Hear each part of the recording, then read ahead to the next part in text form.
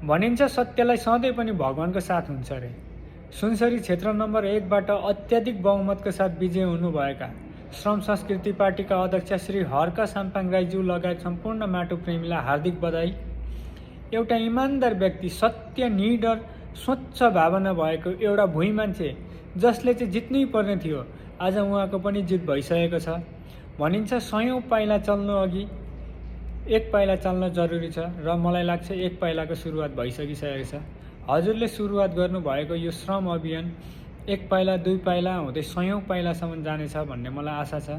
र विशेष धन्यवाद सुनसरी क्षेत्र नम्बर 1 का मतदाताहरू जसले उहाँलाई भोट गरेर जिताउनु भयो, विश्वास देखाउनु भयो। र फेरि पनि हर्क साम्पाङ राईज्यूलाई नयाँ कार्यकालको शुभकामना। आशा छ अहिलेको काम गरेको भन्दा धेरै राम्रा कामहरू गरेर देखाउनुहुनेछ भविष्यमा भन्दै बिदा हुन चाहन्छु। धन्यवाद।